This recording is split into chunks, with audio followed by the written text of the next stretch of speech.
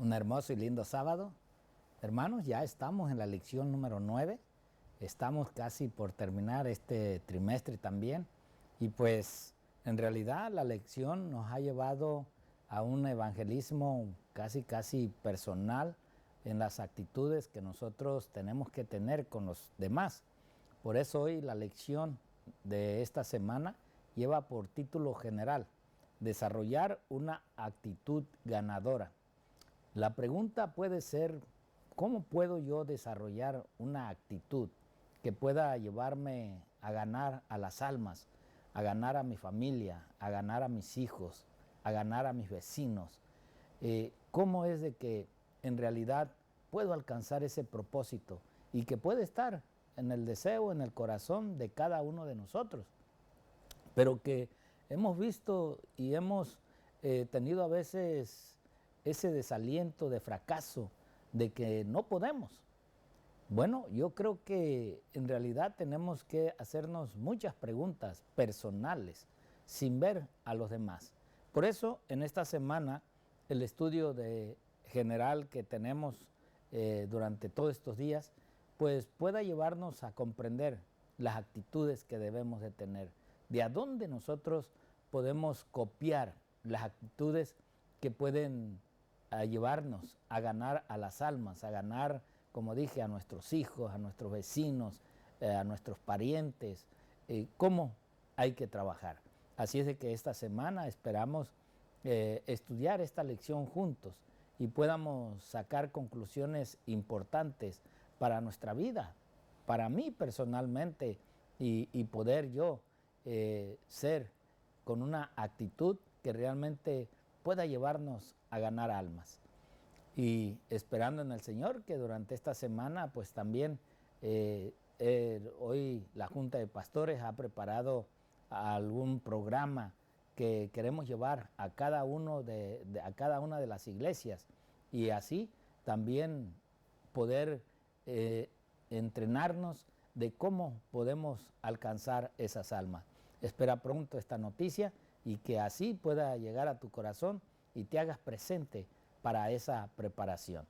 Bueno, sin más, pues quiero decirles en este día sábado que estaremos abiertos aquí en la iglesia de Perris desde las 9 de la mañana hasta la puesta del sol.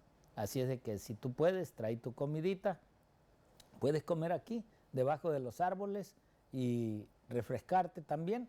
Así es de que estás cordialmente invitados. Desde las 9 de la mañana tú puedes acompañarnos para escuchar también la palabra de Dios. Vamos a ir a la oración y vamos a pedirle al Señor que Él sea el que nos acompañe en lo que es la introducción de esta hermosa lección. Vamos a orar.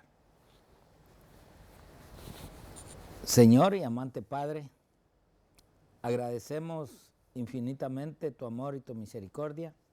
Gracias, Padre, por este día sábado. Gracias, Señor, porque tú nos permites abrir nuestros ojos. Permítenos, Padre, también que nuestros ojos nos puedan guiar hasta la casa de oración que tú nos has dispuesto para escuchar, Señor, tu palabra. Y gracias porque aunque debajo de carpas, Padre, nos podemos reunir, todo esto lo entendemos y comprendemos que es por tu gracia.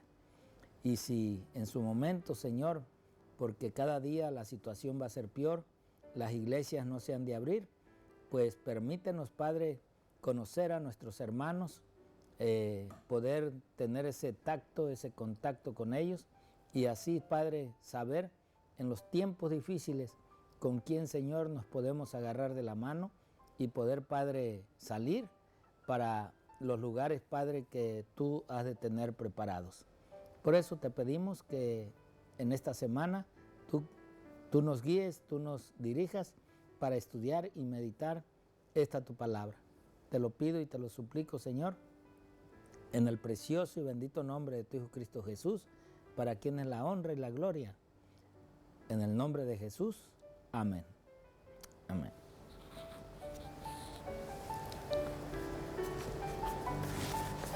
Bien, vamos entonces a estudiar esta semana y como siempre pues dándoles las citas bíblicas para los hermanos que no nos están, pues o no tienen el folletito, puedan tener las citas bíblicas cuando menos. La primera cita que tenemos es en el libro de Juan, en el capítulo 4, versículos 27 al 30, y de ahí vamos a brincar al versículo 39 hasta el versículo 42, donde vamos a ver esa linda historia de ese diálogo, de esa plática de Jesús con la samaritana y la obra de la samaritana, el trabajo misionero que ella hace cuando descubre a aquel que ellos estaban esperando, cuando descubre realmente que ese hombre que estaba hablando con ella era ese Mesías que ellos esperaban, que ellos también en su momento estaban deseando que llegara.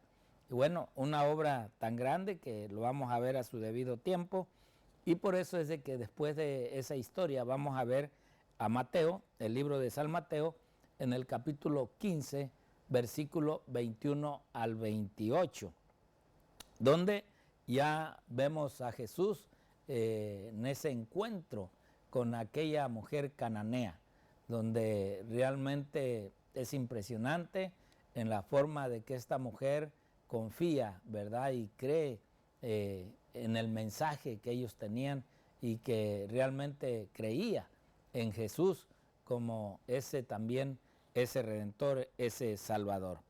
De ahí, pues vamos a ir a la segunda carta de Pablo, en el libro de Segunda de Tesalonicenses, capítulo 1, versículo 1 al 4, donde ya Pablo da un saludo, un agradecimiento por el cual Dios había hecho ese crecimiento espiritual a los tesalonicenses, donde realmente Dios estaba obrando a través de ellos, y cómo es de que ellos también se daban por hacer la obra de Dios, ya que habían recibido ese mensaje también por parte del apóstol Pablo. De ahí vamos a ir otra vez a la carta, más bien a la carta a los Romanos por el apóstol Pablo, en el capítulo 15 y versículo 7, donde nos habla Pablo a atendernos unos con otros con amor, realmente poder como siervos de Dios, obreros del Señor, hay que vernos como lo que realmente Dios nos ve a nosotros, con amor. Así es como nosotros debemos tratarnos con amor, es lo que dice el apóstol Pablo.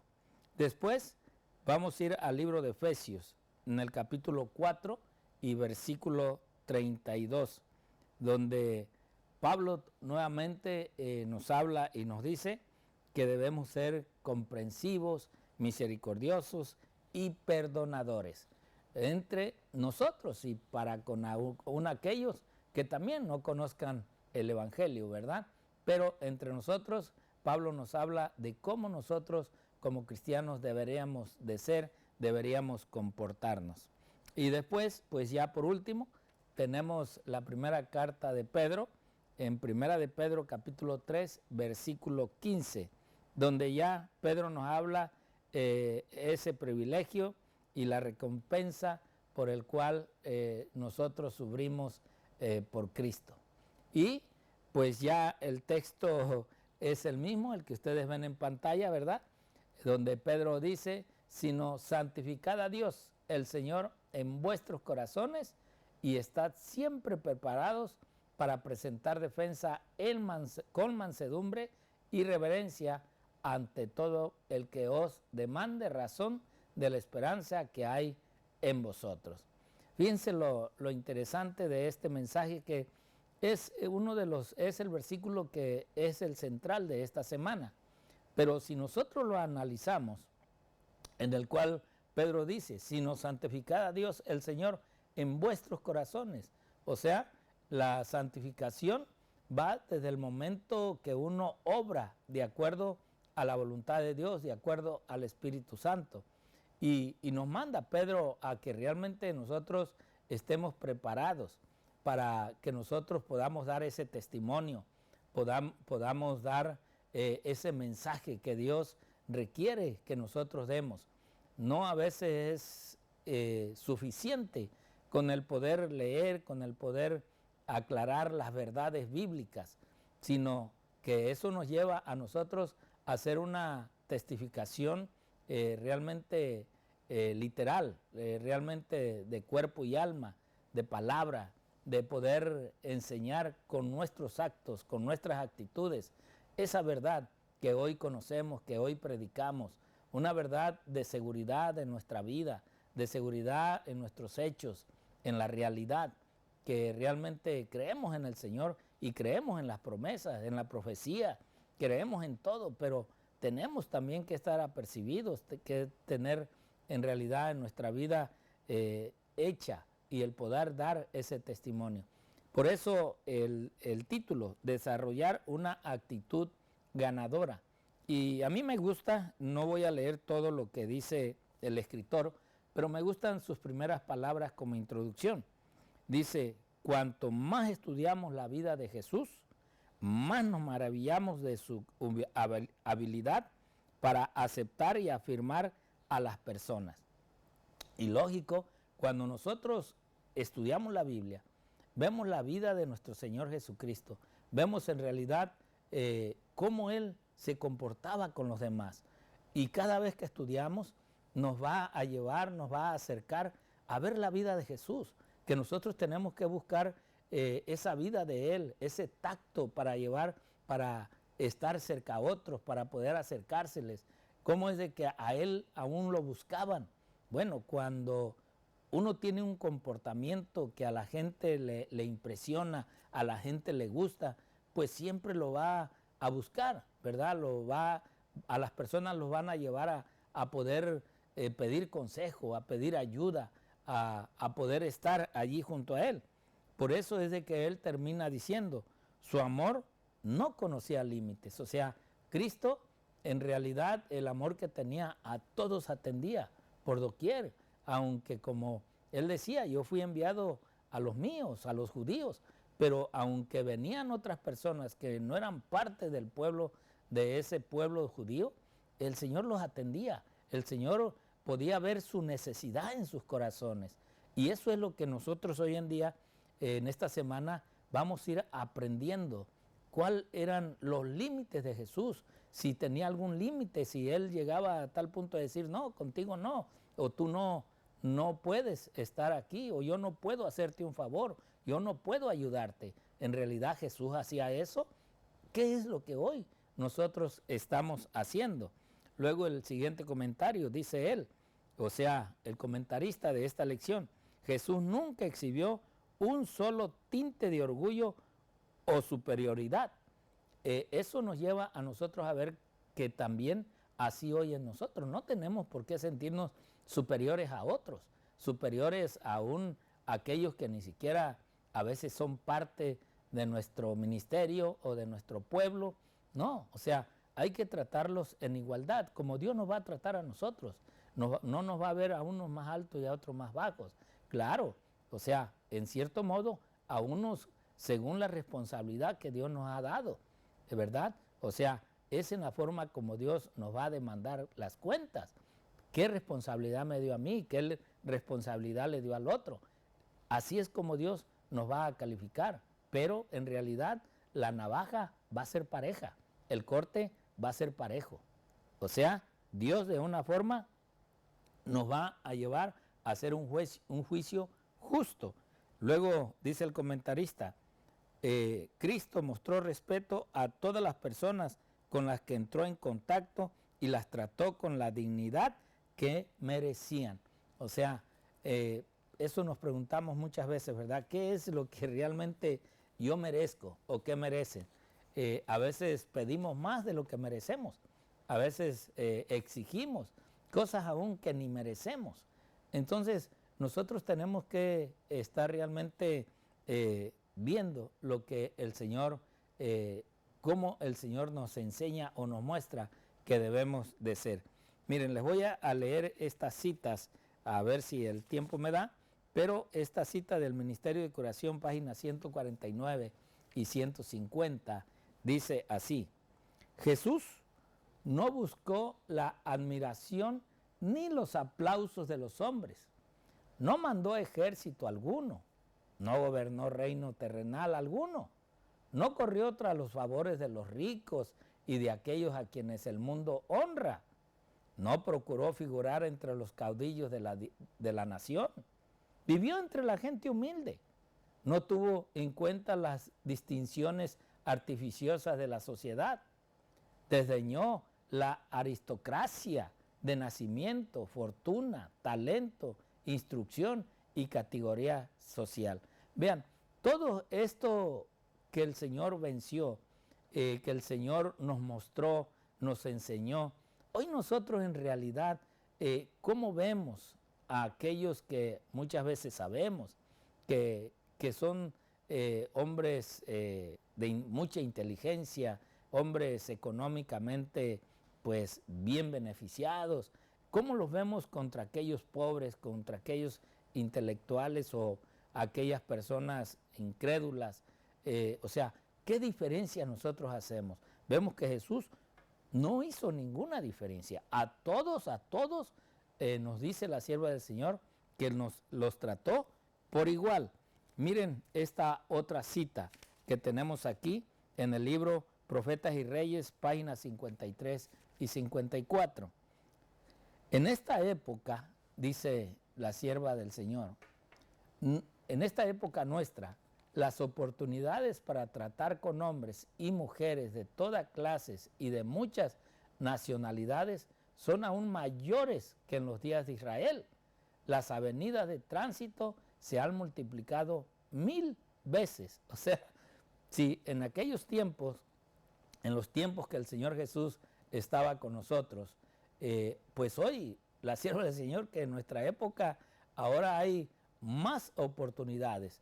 Hoy la sociedad nos lleva a poder encontrar que realmente nosotros tenemos que ser y que encontrar a ser parejos con todos. ¿Para qué? Para que el mensaje que hoy tenemos pueda ser entregado, pueda ser dado, no nomás en cuestiones de estudios bíblicos, sino en cuestiones de trato, de comportamiento, de amor, de fidelidad, de seguridad en la vida del cristiano, para con todos parejitos, sea un hombre de conocimiento, sea un hombre analfabeta, o sea, de la misma forma nosotros tenemos que tratar a todos por igual, así como Cristo. O sea, realmente podemos ir viendo que Cristo es para nosotros nuestro ejemplo, aquella persona que nosotros hoy en día debemos de hacer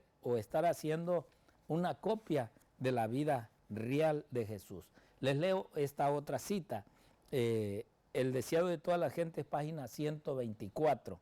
Dice ella: Jesús empezó la obra, miren, de reforma poniéndose en una relación de estrecha simpatía con la humanidad. ¿Cómo empezó Jesús la reforma?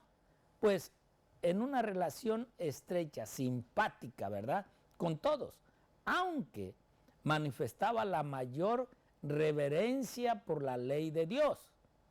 Reprendía la presuntuosa piedad de los fariseos y trataba de libertar a la gente de las reglas sin sentido que la ligaban.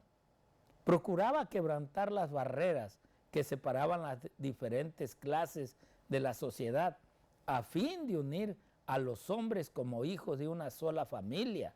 Su asistencia a las bodas estaba destinada a ser un paso hacia la obtención de este fin.